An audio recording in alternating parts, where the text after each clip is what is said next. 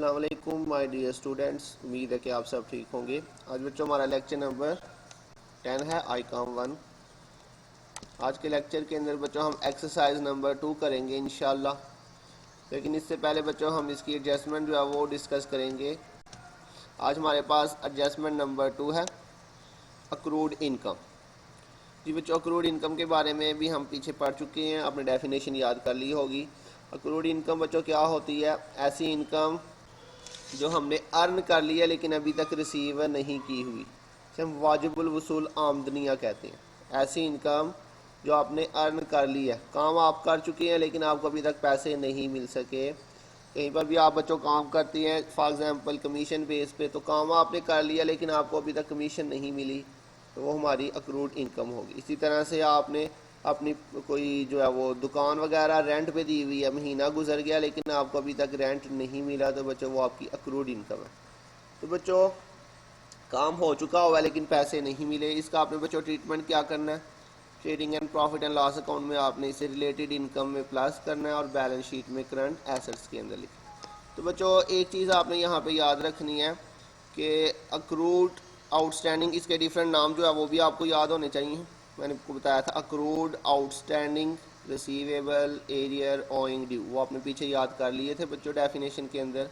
तो बच्चों देखें, ये वर्ड चाहे एक्सपेंस के साथ आए चाहे इनकम के साथ आए, आपने इसको करना प्लस है। क्लियर हो गया? बिल्कुल सिंपल है इसका एक ट्रीटमेंट, तो कि ये वर्ड जब भी आएंगे accrued, outstanding, receivable, payable, arrear, owing due, आपने इनको हमेशा क्या करना बच्चों? प्लस करना, चाहे वो एक्सपेंस के साथ आए चाहे वो इनकम के साथ आए। एक्सपेंस के साथ आएगा तो एक्सपेंस में प्लस, इनकम के साथ आएगा तो इनकम में प्लस। लेकिन बैलेंस शीट में जैसे इसका ट्रीटमेंट जो है वो अपोजिट होगा। अगर अक्रूड एक्सपेंस के साथ आता है तो वो बच्चों करंट लाइबिलिटी में लिखा जाएगा, और अगर अक्रूड इनकम के साथ आता है तो वो बैलेंस शीट में करंट एसेट्स के अंदर लिखा जाएगा। ठीक हो गया बच्चों? वेरी इंपॉर्टेंट एडजस्टमेंट्स है, पेपर में ये ज़रूर आती हैं एडजस्टमेंट्स। तो इसको बच्चों सबसे पहले एडजस्टमेंट ये वाली याद करें, उसके बाद आपने क्वेश्चन स्टार्ट करना। ठीक हो गया? अब हम चलते हैं अपने क्वेश्चन नंबर 2 की तरफ। तो ये हमारे पास एक्सरसाइज नंबर 2 है बच्चों। बिल्कुल सेम वही क्वेश्चन है जिस तरह हमने पीछे किए थे। कह रहा जी, from the following trial balance prepare trading and profit and loss account and balance sheet for the year ended 31 December 2016। तो हम इसकी डेट चेंज कर लेते हैं, 2020 कर लेते हैं। तो जी बच्चों, ये हमारे पास इसका फॉर्मेट ऑलरेडी बना हुआ है, नाम उसने नहीं दिया हुआ बच्चों। Trading and profit and loss account, date आ जाएगी। सबसे पहले ओपनिंग स्टॉक लिखेंगे बच्चों। तो ओपनिंग स्टॉक क्वेश्चन में गिवन है हमें 1,60,000 बच्चों हमारे पास ओपनिंग स्टॉक है। तो ये आ जाएगा जी ओपनिंग स्टॉक।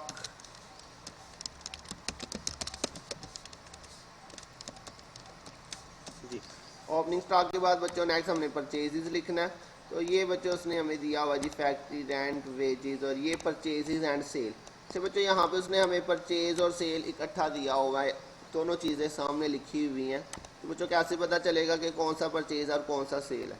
तो बच्चों ये देखिए, ये पहले परचेज आ रहा है और आपको पता है परचेज डेबिट होता है और सेल जो है वो क्रेडिट होता है। तो सिंपल ये देखें जी, जो चीज़ पहले लिखी है वो पहले आ रही है, जो बाद में लिखी है वो बाद में आ रही है। तो परचेजेस हमारे पास कितना होगा? 42,000 परचेजेस हो जाएगा और 1,10,000 जो है वो सेल हो जाएगी। तो ये परचेजेस की वैल्यू आ जाएगी 42,000। ठीक हो गया बच्चों? आ गया परचेजेस 42,000। जो इनर कॉलम में मैंने लिखा है इसके साथ जो है वो रिटर्न भी है, ये देखें जी, उसी के साथ नीचे रिटर्न्स लिखी हुई हैं। तो रिटर्न्स भी बच्चों दोनों साइड पे दी हुई हैं, डेबिट साइड पे भी और क्रेडिट पे। तो लास्ट क्वेश्चन के अंदर भी बच्चों हमने ये पॉइंट डिस्कस किया था।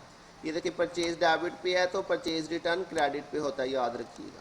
सेल क्रेडिट पे होती है, सेल रिटर्न डेबिट पे होती है, ये हमेशा अपोजिट साइड पे होंगे। तो रिटर्न्स के साथ कुछ नहीं लिखा हुआ, तो जो डेबिट पे होता है बच्चों वो सेल रिटर्न होता है, जो क्रेडिट पे होता है वो परचेज रिटर्न होता है। ये चीज़ अच्छी तरीके से याद रखनी है, इस पॉइंट में बच्चे अक्सर गलती करते हैं। तो रिटर्न बच्चों कौन सी होगी? ये वाली, ये देखिए, ये परचेजेस थी तो ये हमारी परचेज रिटर्न होगी 2,000। तो इसमें से हमने क्या करना है जी, लेस परचेज रिटर्न हमने कर देना 2,000, माइनस करके बच्चों 40,000 आपके पास ये आ जाएगा। और इसके साथ ही बच्चों हमने डायरेक्ट एक्सपेंसेस लिखने हैं। डायरेक्ट एक्सपेंसेस में देखें जी, ये लिखा हुआ है फैक्ट्री रेंट। बच्चों याद रखिएगा, किसी भी एक्सपेंस के साथ फैक्ट्री का वर्ड आ जाए, जैसे कि रेंट एंड कोई भी एक्सपेंस है बच्चों, अगर उसके साथ वर्ड आ जाए फैक्ट्री या मैन्युफैक्चरिंग तो आपने याद रखना है उसे डायरेक्ट एक्सपेंसेस में लिखेंगे। ठीक हो गया बच्चों। वैसे तो रेंट लिखा हो तो हम उसे लिखते हैं इनडायरेक्ट एक्सपेंस में, प्रॉफिट एंड लॉस में, लेकिन अगर किसी एक्सपेंस के साथ फैक्ट्री का वर्ड आ जाए तो वो डायरेक्ट एक्सपेंस में लिखा जाए। तो फैक्ट्री रेंट हमारा 3200 है, तो ये हमारे पास आ जाएगा फैक्ट्री रेंट 3200। इसी के साथ बच्चों नेक्स्ट हमारे पास वेजेस हैं 4000, ये भी हमारा डायरेक्ट एक्सपेंस है बच्चों। मज़ीद देखते हैं बच्चों और कोई डायरेक्ट एक्सपेंस मेरे क्वेश्चन में नहीं दिया हुआ। उसके बाद नेक्स्ट बच्चों दूसरी साइड पे सेल आ जाएगी। सेल की वैल्यू 1,10,000 है, यहाँ पे आ जाएगा सेल। और इसमें से आपने बच्चों क्या करना है जी, लेस सेल रिटर्न आपने इसमें से माइनस करना है। तो ये देखें जी रिटर्न दोनों साइड पे है, तो ये सेल है हमारे पास क्रेडिट साइड पे, तो ये डेबिट साइड पे हमारी सेल रिटर्न होगी 5000 माइनस करके 1,05,000 बच्चों ये आ जाएगा आपके पास। इसके बाद नेक्स्ट देखते हैं जी क्लोजिंग स्टॉक, अगर उसने दिया हुआ है जी बच्चों एडजस्टमेंट में देखिए जी क्लोजिंग स्टॉक 28,000 गिवन है, ये आपका ट्रेडिंग अकाउंट में आ जाएगा। जी बच्चों सारी चीज़ें हमने लिख ली हैं, आप टोटल करते हैं। इसमें हमारे पास क्रेडिट साइड पे ये दो वैल्यूज़ आ रही हैं और डेबिट साइड पे आ रहा है बच्चों 1,60,000, 40,000, 32 और 4,000। जी बच्चों एक मिनट में ज़रा इसका एक दफ़ा टोटल चेक कर लूँ, टोटल ठीक लिखा हुआ है।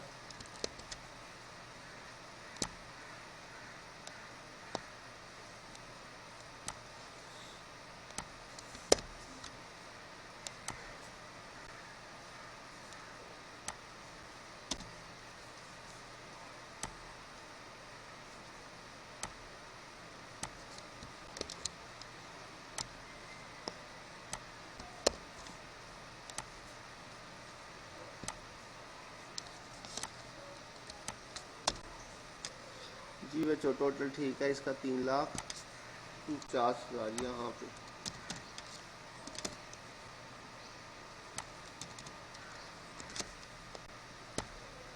अच्छा बच्चों तो हमारे पास इस क्वेश्चन के अंदर जो है वो डेबिट साइड जो है वो बड़ी आ रही है।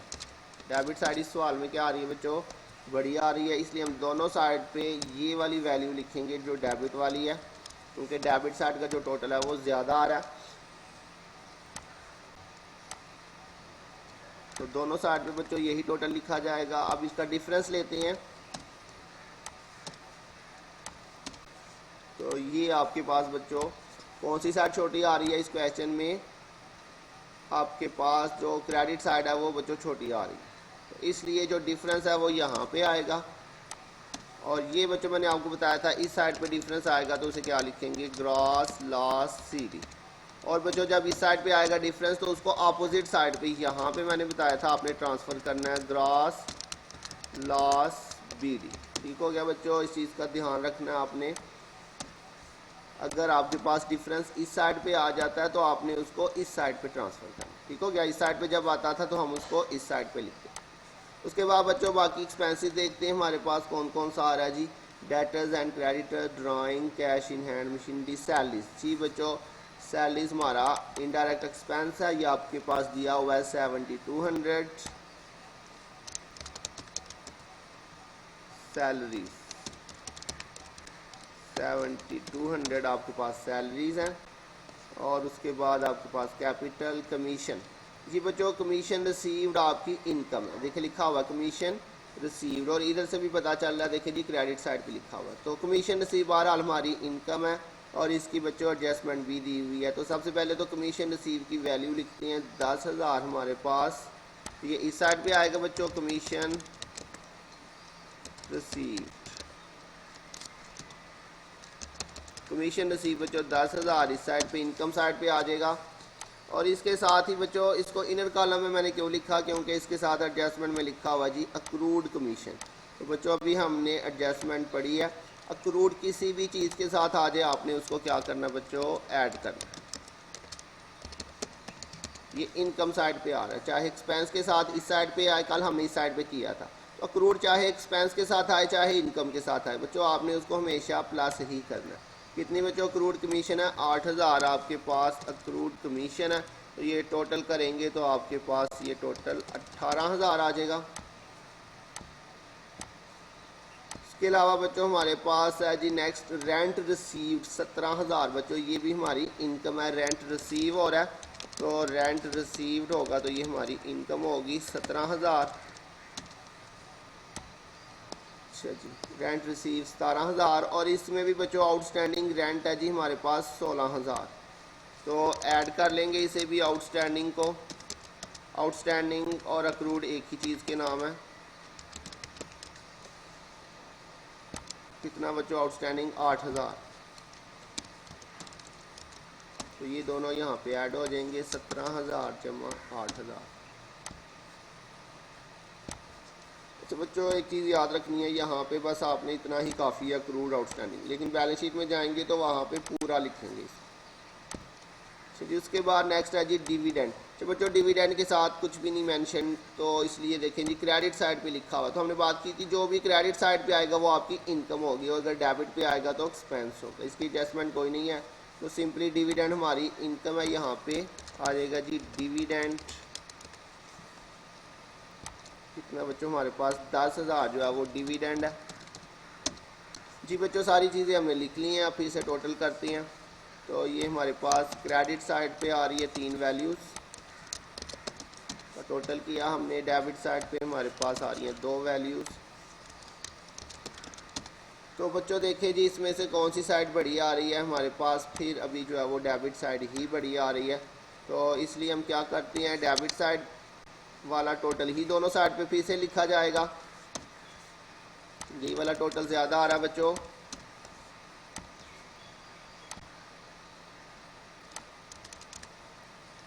तो हमने दोनों साइड पे लिखा, इनका डिफरेंस लेती हैं। तो डिफरेंस बच्चों हमारे पास जो है वो कौन सी साइड पे आएगा? क्रेडिट साइड, क्योंकि क्रेडिट साइड छोटी आ रही है इसलिए ये क्रेडिट साइड है। यहाँ पे हमारे पास जो है ना ये डिफरेंस आएगा।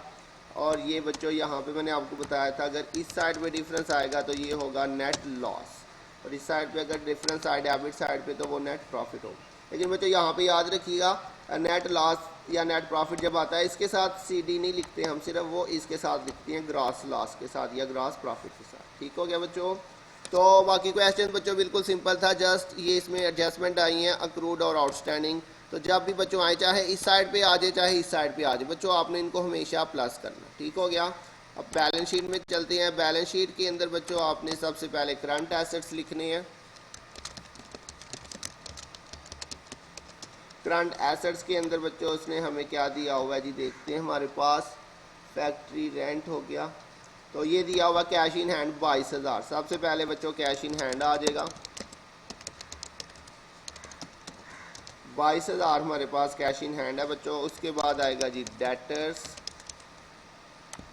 अच्छा बच्चों ये इसने देखिए जी डेटर्स एंड क्रेडिटर्स इकट्ठे दे दिए, जिस तरह परचेज एंड सेल था, रिटर्न था, डेटर्स था। तो बच्चों मैंने बताया जो चीज़ पहले आ रही है वो पहले ही होगी, जो बाद में आ रही है वो बाद में होगी। तो ये देखिए ये डेटर्स है तो ये डेबिट पे है, ये क्रेडिटर्स है तो ये क्रेडिट पे है। तो डेटर्स बच्चों कितना 54,000 जो है वो डेटर्स है और ये 20,000 क्रेडिटर। तो ये 54,000 आपके पास डेटर की वैल्यू आ जाएगी 54,000। इसके साथ ही बच्चों क्लोजिंग स्टॉक हमने लिखना है। क्लोजिंग स्टॉक का डबल इफेक्ट बच्चों 28,000 एक दफ़ा ट्रेडिंग अकाउंट में लिखा, एक दफ़ा बैलेंस शीट में। और इसी के साथ बच्चों ये वाली एडजस्टमेंट जो है अक्रूड कमीशन और आउटस्टैंडिंग ग्रांट, ये हमारी इनकम थी। तो इनकम के साथ हमने बात की अक्रूड या आउटस्टैंडिंग आएगा तो उसका दूसरा फैक्ट बैलेंस शीट में कहाँ पे करेंगे? करंट एसेट्स के अंदर। तो यहाँ पे आ जाएगा जी अक्रूड कमीशन। अच्छा बच्चों यहाँ पे पूरा लिखेंगे अक्रूड कमीशन, और अमाउंट आपने ये वाली लेनी है एडजस्टमेंट वाली 8,000। ठीक हो गया? कल हमने बच्चों इस साइड पे लिखा था क्योंकि वो एक्सपेंस था। तो अक्रूड एक्सपेंस के साथ आ जाए तो बच्चों लाइबिलिटी में लिखेंगे, और अगर इनकम के साथ आ जाए तो एसेट में लिखेंगे। ठीक हो गया बच्चों? तो उसके बाद आउटस्टैंडिंग रेंट, ये भी हमारी इनकम आई थी। तो आउटस्टैंडिंग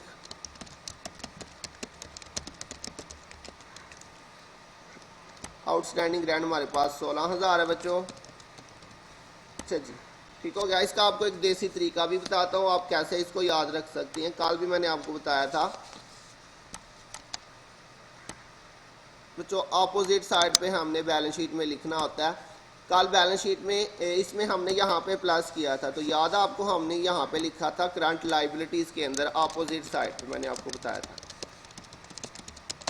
आज बच्चों देखिए, अक्रूड और आउटस्टैंडिंग इस साइड पे आ रहा है क्रेडिट साइड पे, तो बैलेंस शीट में कहाँ पे जाएगा, इधर जाएगा। ठीक हो गया बच्चों, ये याद रखें, इस तरह से हमेशा लिखा जाएगा अपोजिट साइड पे। ये देखिए जी, इस साइड पे आ रहा है तो बैलेंस शीट में इस साइड पे जाएगा, और अगर ये आपके पास आ जाता है बच्चों इस साइड पे, तो बैलेंस शीट में इस साइड पे लिखेंगे। इस तरह से भी आप इसको याद रख सकते हैं, ये इसका एक देसी तरीका है कि आउटस्टैंडिंग अक्रूड ने हमेशा प्लस ही होना है, वो चाहे इधर आ जाए चाहे इधर आ जाए, उसने प्लस होना है। लेकिन बैलेंस शीट में आपने उसको कौन सी साइड पे लेके जाना बच्चों, अपोजिट साइड। ठीक हो गया, बिल्कुल सिंपल है, ये देसी तरीका मैंने आपको बताया कि इसको हमेशा प्लस करना, चाहे जिसके साथ भी आ जाए, और बैलेंस शीट में अपोजिट साइड पे ले जाना।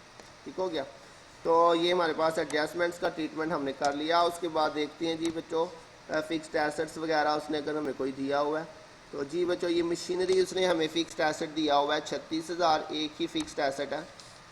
तो यहाँ पे आ जाएगा जी फिक्स्ड एसेट्स, इसके अंदर मशीनरी आ जाएगा 36,000। करंट लाइबिलिटीज़ के अंदर बच्चों सबसे पहले सैंड्री क्रेडिटर्स,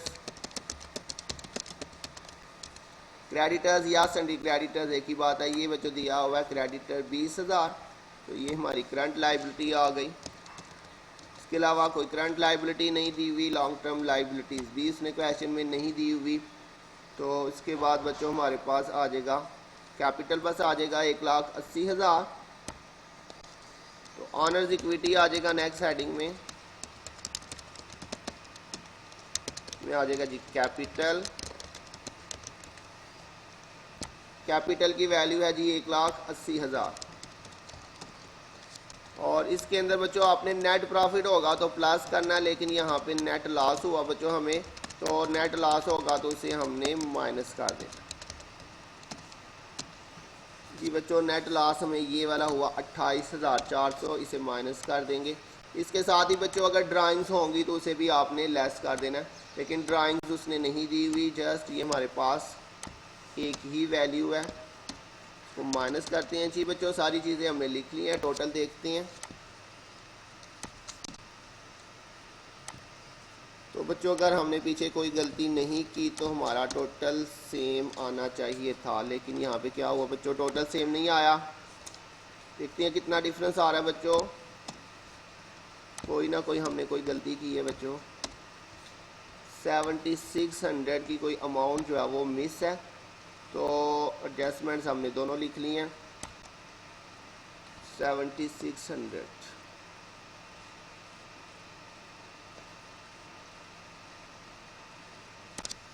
एक दफ़ा फिर से टोटल चेक कर लेते हैं, टोटल हमारा ठीक है।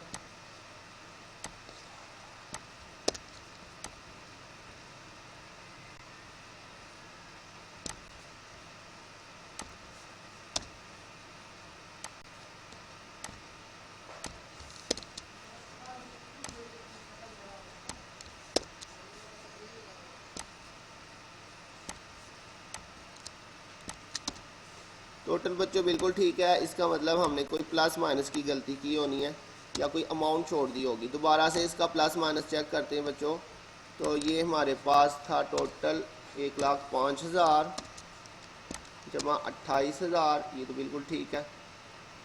तो उसके बाद ये डेबिट साइड पे 1,60,000 जमा 40 जमा 3200 और जमा 4,000 जी बच्चों। 74,200 ये भी ओके है।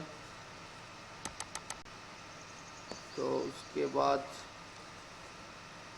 यहाँ पे हमारे पास आ रहा है जी डेबिट साइड पे 74,200 7,200, और क्रेडिट साइड पे बच्चों 18,000 25,000 और 10,000, ये भी ठीक है। 10 और 8 18, 17 जमा 8 तो बच्चों दोनों साइड पे हमने लिखा 81,400, इनका डिफरेंस आ गया 28,400। तो बच्चों प्लस माइनस हमने सब कुछ ठीक किया हुआ है। तो देखते हैं वैल्यूज़ वगैरह हमने जो पुट की हैं वो हमने ठीक की हैं। ओपनिंग स्टॉक बच्चों 1,60,000 हमने लिखा, ये ठीक हमने लिखा है। उसके बाद फैक्ट्री रेंट 3200 और वेजेस 4000, परचेजेस 42,000, उसके बाद सेल 1,10,000,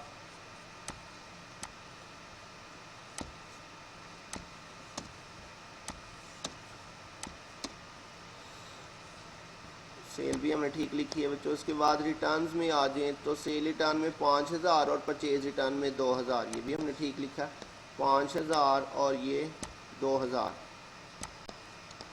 उसके बाद डेटर्स हमारे पास आ रहा है 54,000 और ये क्रेडिटर्स 20,000,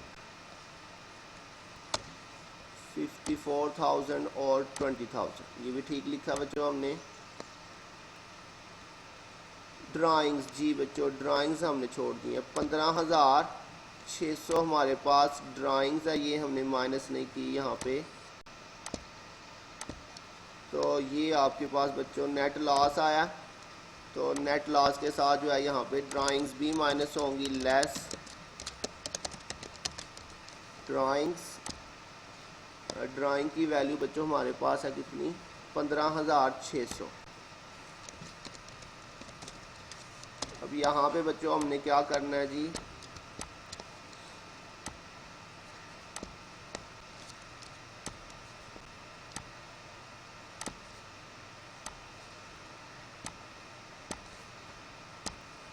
इधर माइनस करते हैं 1,80,000 में से ये 28,400 और 15,000 ये, लेकिन अब फिर से डिफरेंस आ रहा है हमारे पास, अभी भी कोई ना कोई।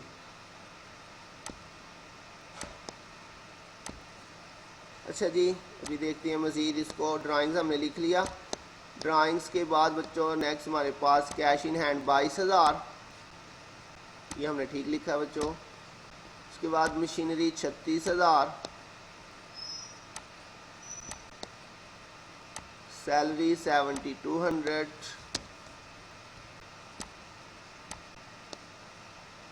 कैपिटल 1,80,000, कमीशन रिसीव 10,000 है बच्चों हमारे पास, ये हमने ठीक लिखा बच्चों सारा कुछ। रेंट रिसीव 17,000, ये भी ओके है, और डिविडेंड 10,000, सब कुछ ओके है बच्चों। ओहो हो, ये बच्चों हमने एडजस्टमेंट में मुझे लगता है गलती कर दी है। अक्रूड कमीशन 8,000 था और आउटस्टैंडिंग रेंट 16,000 है बच्चों।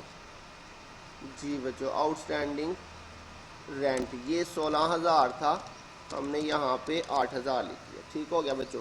तो ये गलती हुई थी, यहाँ पर भी हमने 8,000 लिख दिया था, यहाँ पर भी 8,000 लिख दिया था, जिसकी वजह से हमारा आंसर गलत आ रहा है। तो बच्चों ये मैंने 16,000 ठीक कर दिया। तो अब यहाँ पे ऑटोमेटिकली ये हमारा नेट लॉस भी ठीक हो गया, क्योंकि फार्मूला मैंने लगाया।